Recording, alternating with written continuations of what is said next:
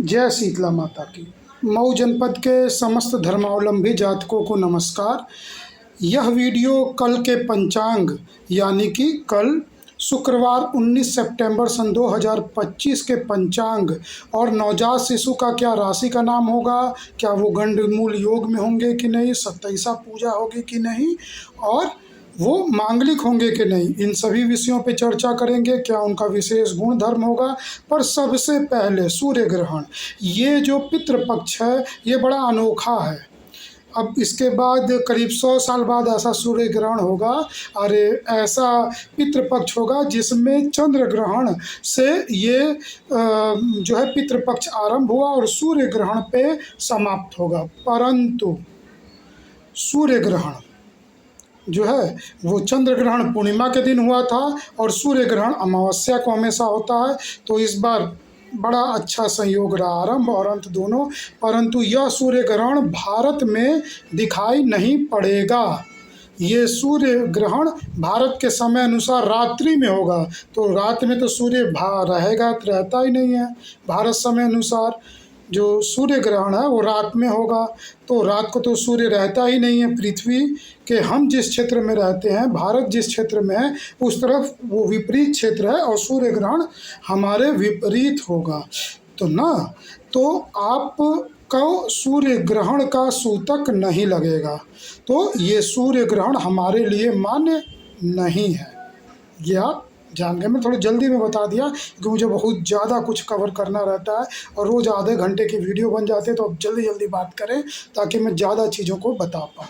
तो ये सूर्य ग्रहण हमारे लिए मान्य नहीं है, ये आप जान गए। सूर्य ग्रहण रविवार 21 तारीख अमावस्या के दिन लग रहा है और ये भारत समय अनुसार 11 बजे रात्रि को आरंभ होगा और 3:24 भारतीय समय अनुसार, यानी भारत में जो घड़ी पहनी जाती है उसका टाइम बता रहे हैं।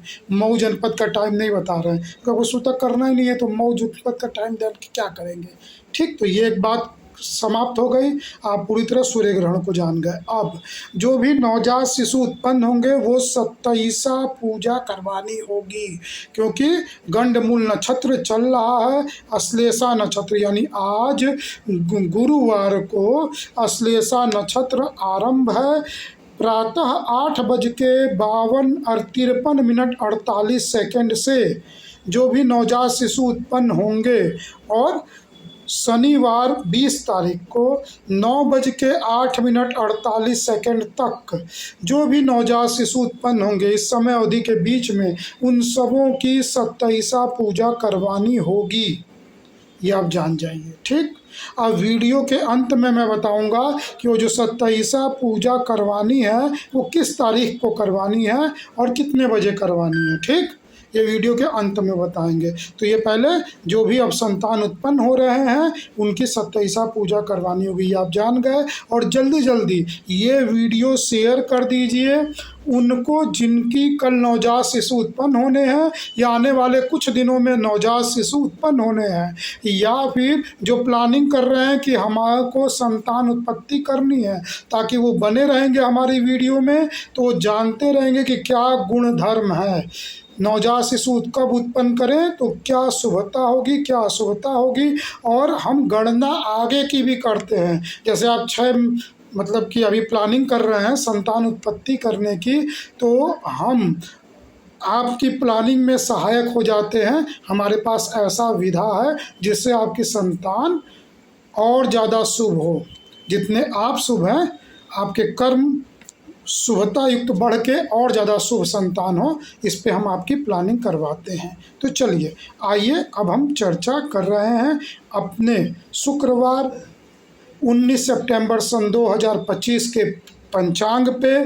तो कल जो है वो त्रयोदशी, जिनके पितृ त्रयोदशी के दिन देह त्याग किए हैं उनका दाह संस्कार हुआ है, वो श्राद्ध कर सकते हैं, जो है वो अपना पितृ विसर्जन कर सकते हैं, जो कि रात्रि 11:44 तक त्रयोदशी तिथि रहेगी। तो कल त्रयोदशी का श्राद्ध होगा। कल सूर्योदय 5:54 पे होगा, अर्थात ये समय अवधि आप प्रातः जग के नहा धो के अपने पितरों के लिए जल दीजिए। और संध्या 6:00 पे होगा, यानी घर की दिया बत्ती कर दीजिए, लाइट जला दीजिए। पितृपक्ष में यही करेंगे। चलिए, कल दिशाशूल पश्चिम दिशा की है, यानी पश्चिम दिशा की कोई विशेष यात्रा ऐसी नहीं करेंगे जिसमें संध्या तक घर वापस न लौट के आ सकें। और कल 10:30 बजे से 12 बजे तक राहु काल रहेगा, अर्थात इस समय अवधि में आप कोई नवीन शुभ काम आरंभ नहीं करेंगे तो काम अटक जाते हैं, फंस जाते हैं, रुला देते हैं या फिर करना पड़ जाता है। तो इस समय अवधि पहले करेंगे, इस समय अवधि में कार्य चल रहा है तो चलते रह सकता है, और अगर आरंभ करना है तो इस समय अवधि बाद आरंभ करेंगे। अब कल उदया नक्षत्र अश्लेषा नक्षत्र है, जिसकी कल मैंने वीडियो में चर्चा कर ली है, जो कि प्रातः 8:46 पे समाप्त हो जाएगा। तदुपरांत मघा नक्षत्र आरंभ होगा। तो अश्लेषा नक्षत्र की कल हम चर्चा कर चुके हैं, आज हम मघा नक्षत्र की चर्चा करेंगे। तो मघा नक्षत्र गंडमूल नक्षत्र है, अश्लेषा नक्षत्र भी गंडमूल नक्षत्र है।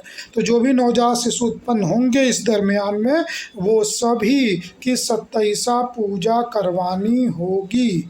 ठीक, तो अब मघा नक्षत्र पे चर्चा कर लेते हैं।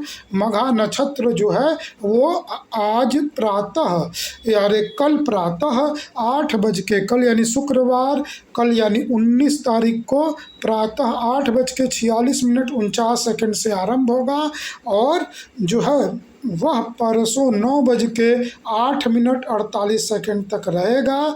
इस समय अवधि बाद गंडमूल नक्षत्र मघा समाप्त हो जाएगा। उसके बाद कोई नवजात शिशु उत्पन्न होंगे तो उनकी 27 पूजा नहीं करवानी पड़ेगी।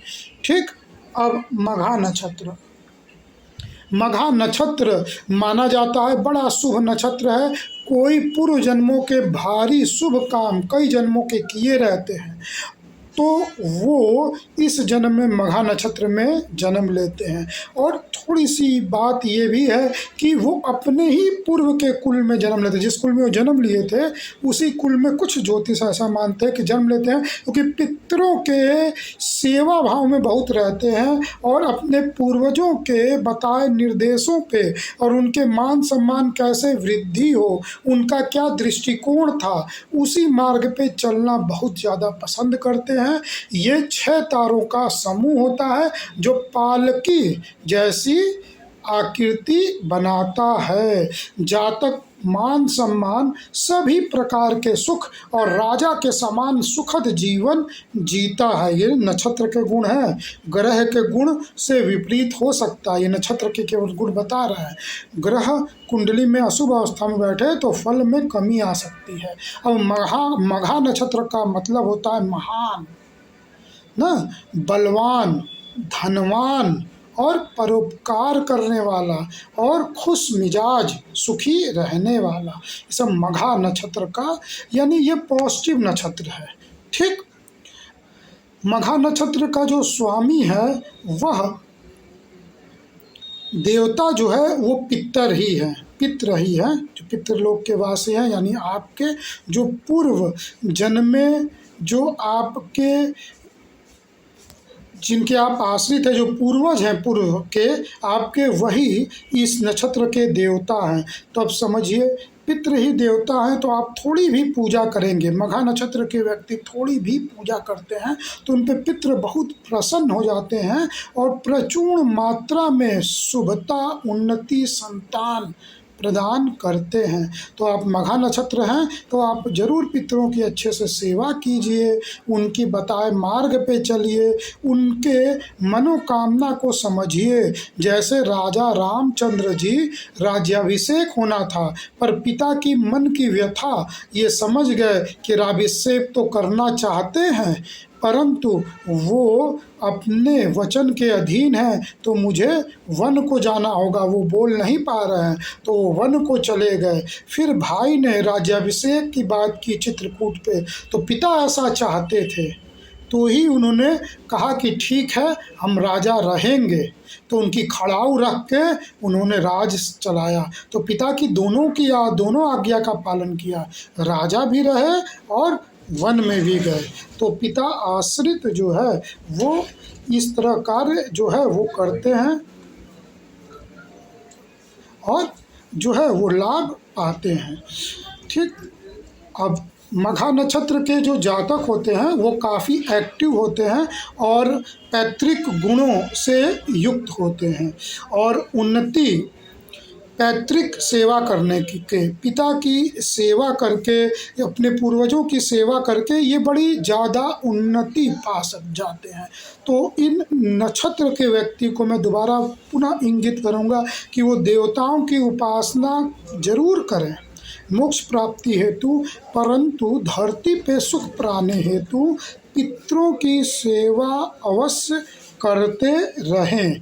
ठीक। ये सामाजिक दायित्वों को भी बहुत अच्छे से निर्वहन करते हैं, परोपकार के भी कार्य करते हैं, परिवार में भी सबको जो है वो ले दे के अच्छे से बैलेंस बना के चलते हैं, अपना पूर्ण दायित्वों का निर्वहन करते हैं। आध्यात्मिक मनोवृत्ति भी रहती है, आशावादी व सत्यनिष्ठ रहते हैं। ये केतु जो कि इस नक्षत्र का स्वामी है उनके गुण के कारण होता है। सूर्य की राशि में ही जो है मघा नक्षत्र है, तो सूर्य के कारण व्यक्ति जो है वो अभिमानी, पहले तो स्वाभिमानी रहते हैं। अगर उनमें ज्ञान की कमी हुई और घर का परिवेश वैसा रहा तो स्वाभिमानी भी, अभिमानी भी, स्वाभिमानी से उठ के अभिमानी भी हो जाते हैं और फिर और आगे चल के स्वार्थी भी हो जाते हैं और स्वार्थ पूर्ति हेतु फिर जो है वो गुस्सा, क्रोध बहुत ज़्यादा करने लग जाते हैं। तो ये सब क्रम है। आप जिस हिसाब से जिस घर में रह रहे हैं, आप जैसे ही आपका संस्कार में जन्म हुआ है वैसे वैसे गुण बढ़ते या शुभ होते रहते हैं।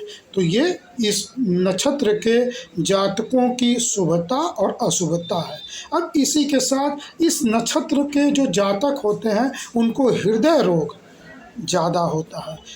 तो हृदय रोग से ये बचने के लिए अपने नवीन उम्र में ही उपाय रखें और तेली चिकनी चीज़ें खाने पे ये ज़्यादा रोगी देखे जाते हैं। तो चिकनी चीज़ों का सेवन बिल्कुल ना करें। और अब मेरे अपने जातकों के लिए कि मघा नक्षत्र में कल बिल्कुल शांति का काम करें। जो भी काम शांति, सकारात्मक और बढ़ोतरी के काम हो, कल उन्हीं कार्यों में हाथ लगाएं। जो भी हिंसक काम हो, कानूनी लड़ाई झगड़े का काम हो, झगड़ा मुकदमा का काम हो, विवाद का काम हो, कर्ज वसूली, कर्ज देने का काम हो, वो सब कल बिल्कुल ना करें।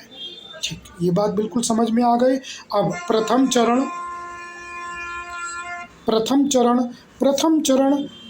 कल प्रातः 8:46 से आरंभ होगा और दोपहर 2:52 तक रहेगा। प्रथम चरण में राशि का नाम म पर आ की मात्रा माघ अक्षर से रहेगा। माघा नक्षत्र का स्वामी ग्रह केतु ग्रह है, देवता पितर है और सिंह राशि में पड़ने के कारण राशि स्वामी सूर्य ग्रह है। तो जातक पे इन तीनों के गुण प्रभावी होंगे। राशि रत्न माणिक्य है। इंग्लिश में सिंह राशि को लियो कहते हैं यानी शेर, और माणिक्य जो रत्न है इंग्लिश में उसको रूबी कहते हैं। ठीक। और ये जो सिंह मघा नक्षत्र के जो जातक हैं वो नौमुखी रुद्राक्ष पहने तो उनको शुभ होगा। अब प्रथम चरण मेष नवांश में पड़ता है, तो मेष नवांश का स्वामी मंगल ग्रह है। अब मंगल के गुण यानी कि केतु के गुण, सूर्य के गुण और मंगल के गुण जातक पे प्रभावी होंगे। अब हम एक मानक मानते हैं कि ये तीनों ग्रह कुंडली में शुभी अवस्था में है। ठीक। ये शुभ भी हो सकते हैं, अशुभ भी हो सकते हैं। हम इनके फलादेश करने के लिए मान रहे हैं कि शुभ अवस्था में है और हम फलादेश आपको बता रहे हैं। परंतु यदि कुंडली में आपके कोई ग्रह अशुभ अवस्था में रहेंगे तो हमारे बताए गुण धर्म में कमी होगा या ठीक उसके विपरीत हो जाएंगे। तो ये आपकी कुंडली में ग्रहों पर निर्भर करता है। हम इसको शुभ मान के ही व्याख्यान दे रहे हैं। तो केतु के गुण होंगे कि वो व्यक्ति अचानक लाभ पाने वाला होगा, धार्मिक मनोवृत्ति का रहेगा, शांत चित्त रहेगा। अब सूर्य के गुण वो व्यक्ति ओजस्वी होगा, तेजस्वी होगा, स्वाभिमानी होगा। यदि अशुभता हुई तो अहंकारी होगा, और अशुभता हुई तो स्वार्थी होगा, और अशुभता हुई तो क्रोधी होगा। ये हो गई सूर्य के गुण। अब जो है मंगल के गुण, जातक प्रभावशाली होगा, जातक अपने मेहनत के बल पे जीवन में आगे बढ़ेगा, दुनिया जीतने की क्षमता रखेगा। अब सूर्य और मंगल के सामूहिक गुण, ये दोनों लीडिंग कैपेसिटी रखते हैं, तो जातक में नेतृत्व करने की क्षमता अधिक होगी, वो तेजस्वी होंगे, उग्र होके नेतृत्व करके समाज को और समाज में स्वयं को, अपने घर परिवार को, अपने संप्रदाय को आगे लेके बढ़ेंगे। जातक साहसी होगा और उसमें विल पावर यानी इच्छा शक्ति काफ़ी ज़्यादा होगी। ये हो गया प्रथम चरण के गुण। अब द्वितीय चरण दोपहर 2:52 से कल संध्या 8:57 तक रहेगा। द्वितीय चरण में राशि का नाम म पर बड़ी की मात्रा मी अक्षर से राशि का नाम रहेगा। ये वृषभ नवांश में पड़ेगा जो कि शुक्र का नवांश है। तो शुक्र के नवांश, तो यहाँ पे मैंने केतु और सूर्य के गुण बताए हुए हैं। अब शुक्र के गुण ये रहेंगे कि जातक बहुत मिलनसार रहेगा, जातक व्यवहार कुशल रहेगा, मित्र बनाने में बहुत तेजी से वो मित्र बना लेगा, और विपरीत लिंगियों के प्रति बहुत आकर्षण भाव रखेगा, और ये भी बहुत ज़्यादा कामुक स्वभाव के स्वयं होगा।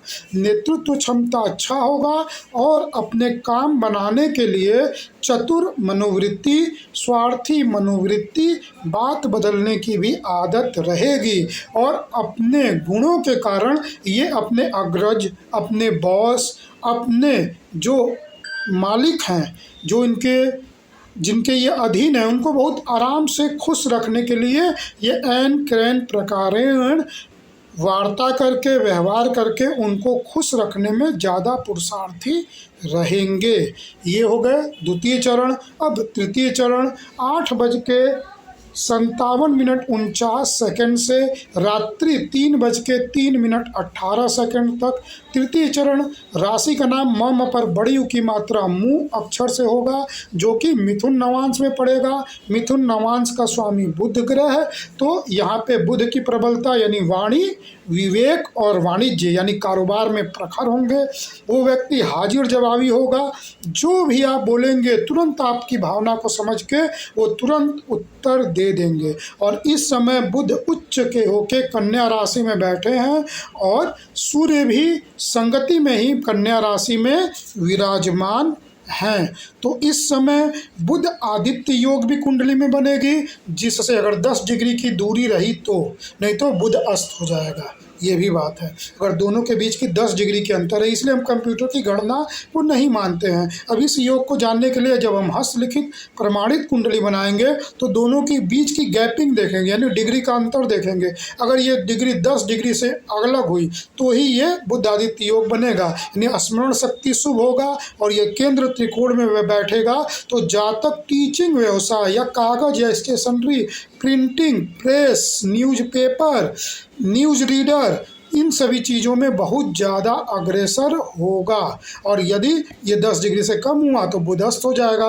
वैसे ही सूर्य के बहुत नज़दीक कोई ग्रह आ जाते हैं तो वो अस्त हो जाते हैं, अपना फल नहीं दे पाते हैं। तो जब हाथ से कुंडली बनती है तभी हम डिग्री यथार्थ समझ पाते हैं और यथार्थ फलादेश कर पाते हैं। इसीलिए हस्तलिखित कुंडली आपको ज़्यादा अच्छी जो है व्याख्यान देने के लिए सही समझी जाती है। पर तेजी में कंप्यूटर की ही कुंडली का सहारा लेना पड़ता है, और आप समय देते हैं तो हाथ से प्रमाणित कुंडली बनती है। चलिए, अब ये तृतीय चरण की बात हो गई, बुध की बात हो गई। अब बुध जो है वाक पटुता देगा।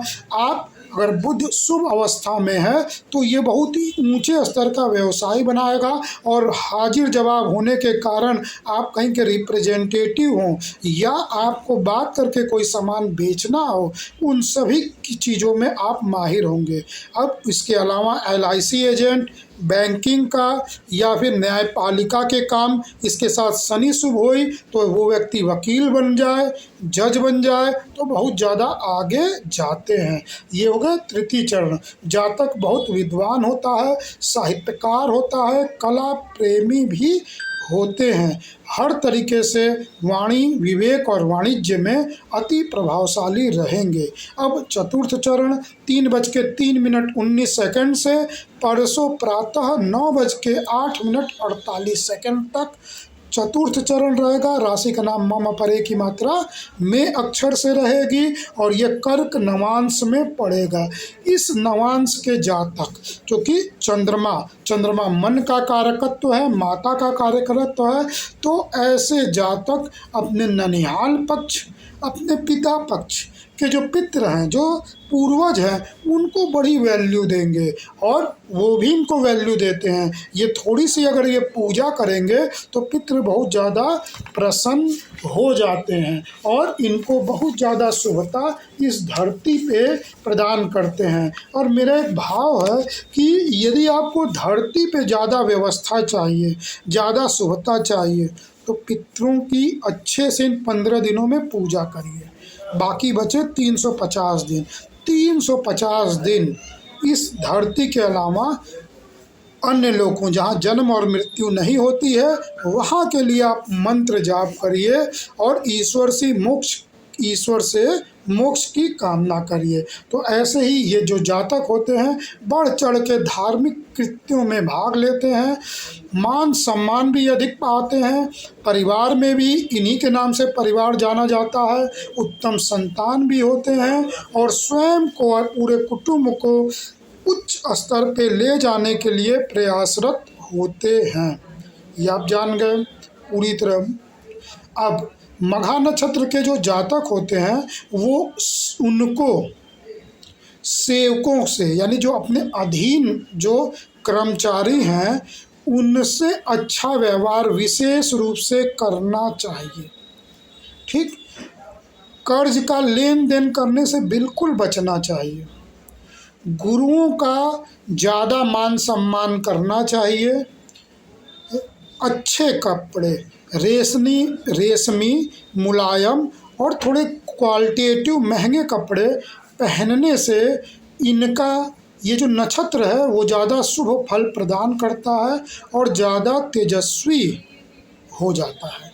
इस नक्षत्र के जो जातक हैं, यदि भगवान शिव की उपासना करें या कल आपको इस नक्षत्र में ज़्यादा लाभ लेना है तो शिव जी की उपासना करें तो आपको ज़्यादा लाभ मिलेगा।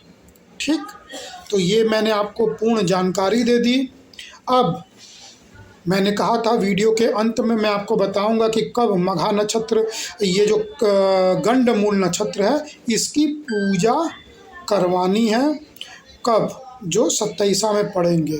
तो अभी मैं आपको बता रहा हूँ, पर उससे पहले कल ये जो मैंने बताया है, ये जो जातक है ना तो चंद्र कुंडली से मांगलिक होंगे, लग्न कुंडली से मांगलिक हो सकते हैं। जब हम कुंडली बनाएंगे तो आपके जन्म के समय के हिसाब से वो मांगलिक हो सकते हैं, पर चंद्र कुंडली से वो मांगलिक नहीं होंगे। ये काल सर्प योग से भी ग्रसित नहीं होंगे, ये आप जान गए। अब जो जन्म श्लेषा नक्षत्र में होगा, यानी कि जिनका जन्म 18 तारीख गुरुवार को प्रातः 8:53:48 से 19 तारीख को प्रातः 8:46:48 तक हुआ है, उनका जन्म श्लेषा नक्षत्र में होगा। ठीक, श्लेषा नक्षत्र में होगा और उनकी जो 27 पूजा 27 दिन बाद गुरुवार 16 अक्टूबर को होगी, ये आप जान गए। इसके बाद मघा नक्षत्र, जियो जातकों का जन्म कल शुक्रवार को प्रातः 8:46:49 से शनिवार परसों 9:08:48 तक होगा। वो सभी मघा नक्षत्र में जन्म होगा, जिसकी मैंने अभी चर्चा की है। और उनकी जो है वो पूजा 27 पूजा शुक्रवार 17 अक्टूबर को दोपहर में, ये दोनों पूजा दोपहर 12 बजे होगी। अब इस समय जिनका जन्म हो गया वो क्या करें, तो सबसे पहले पिता अपनी संतान, चाहे वो पुत्र हो चाहे पुत्री हो, उसको नहीं देखेगा, उसके दर्शन नहीं करेगा, गोद में नहीं लेगा। 27 दिन तक घर में सूतक लगा रहेगा, घर में कोई मांगलिक कार्य नहीं होगा। और ये जो इस समय अवधि तक जो है वो घर में यदि आपने ठाकुर जी या शालिग्राम जी या फिर कोई प्राण प्रतिष्ठित देवता रखे हुए हैं तो केवल उनको भोग और जल चढ़ाएंगे, न ही दिया जलाएंगे, न ही घंट बजाएंगे और न ही जो है धूप बत्ती जलाएंगे, न ही घर में कोई शुभ मांगलिक कार्य होगा। सबसे पहले इस नक्षत्र की शांति पूजा होगी और छायादान होगा। और इस बीच में पिता अपने क्षौर कर्म यानी दाढ़ी, बाल, नाखून नहीं काटेंगे। और 27 दिन बाद इसी समय पे आप ब्राह्मण को बुला के 27वां पूजा करवाएंगे। उस दिन आप दाढ़ी बाल बनवाएंगे और पुत्र को तेल की कटोरी में झकवाए के उसमें छाया में आप अपने संतान को पहले देखेंगे। उस तेल की कटोरी को ब्राह्मण को दान दे देंगे। तदुपरांत सत्यनारायण जी की कथा कहेंगे, सुनेंगे। उसके बाद चनामृत और जो है प्रसाद, भोग प्रसाद का ग्रहण करेंगे, सेवन करेंगे। तदुपरांत ही आपके घर में शुभ काम हो सकेगा, संतान को आप गोद में लेंगे। तो ये पूरी प्रक्रिया मैंने आपको बता दी। अब आप हमारे यहाँ कुंडली बनवाना चाहें तो पूरे विश्व से कहीं से भी आप हमको कुंडली बनने को दे सकते हैं। हिंदी और अंग्रेजी दोनों भाषाओं में हमारे यहाँ कुंडली हस्तलिखित और प्रमाणित बनाई जाती है और वीडियो कॉल करके अच्छे से कुंडली आपको समझाई जाती है। कुंडली हमारे 3 प्रकार की बनती है, एक सामान्य कुंडली, एक त्रिवर्गीय कुंडली और एक सप्तवर्गीय कुंडली।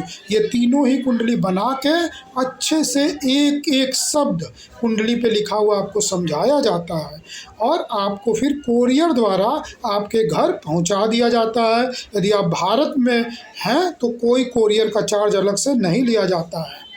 ठीक, कुंडली जब आपके यहाँ पहुंच जाती है तो पुनः आप कुंडली पढ़ लीजिए और फिर हमसे समझ सकते हैं।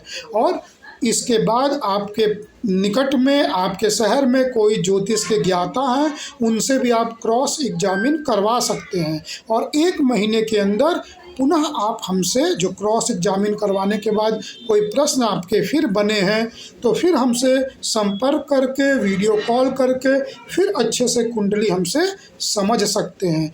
इसी तरह 3 बार 1 महीने में हम आपकी कुंडली भली प्रकार आपको समझा देते हैं और हमारी कोशिश रहती है कि आपकी कोई प्रश्न नहीं बचे जो ज्योतिष नियमों के अधीन हो। अगर आपको कुंडली नहीं बनवानी है, केवल परामर्श चाहिए, तो बहुत ही न्यूनतम शुल्क पे आप व्हाट्सएप से हमसे जुड़ करके, हमारा व्हाट्सएप नंबर 9839571856 है, हमें व्हाट्सएप से जुड़ करके या फिर आप जहां भी हमारे इस वीडियो को देख रहे हैं नीचे कमेंट बॉक्स में आप हमसे पूछ सकते हैं, हमसे जुड़ सकते हैं और जुड़ करके आप न्यूनतम शुल्क पे अपनी कुंडली का परामर्श करवा सकते हैं। इसके अलावा आपके घर में पुत्र हो या पुत्री हो जिनका विवाह करना हो और कुंडली का मेलार्पण करना हो तो आप घर बैठे पहले से रजिस्ट्रेशन करवा के आप तुरंत हमारे यहाँ कुंडली का मेलार्पण करवा सकते हैं। यदि आपकी कन्या है तो आपको बहुत ज़्यादा यात्रा करके जाना पड़ता है। लड़के का राशि का नाम, पुकार का नाम आप लेके आते हैं, फिर पंडित जी से जचवाते हैं और फिर जाते हैं। तो हमारे यहाँ आप तुरंत उसी रात में जब आप वर के घर में पहुँचे हैं तुरंत हमसे कुंडली का मेलार्पण करवा सकते हैं। बस केवल पहले से आप रजिस्टर्ड हों तभी ऐसा हो सकता है। तो हम जो है पुकार के नाम से, राशि के नाम से और कुंडली से भली प्रकार मिलान करके अच्छे से आपको बतलाते हैं। तो आप इसका लाभ उठाइए। और भी कोई सेवा चाहिए तो हमारे पास हर प्रकार के शंख, रुद्राक्ष की माला, हर प्रकार के रुद्राक्ष, हर प्रकार की मालाएं और भी धार्मिक सामग्रियां उपलब्ध हैं। अगर आपको भोजपत्र में कोई यंत्र बनाना है तो वो भी हम बना के, पूजा करके, प्राण प्रतिष्ठा करके आपको उपलब्ध कराते हैं। तो ये सभी लाभ आप हमारे यहाँ से पा सकते हैं। आप हमें सेवा का अवसर दीजिए। धन्यवाद। वंदे मातरम।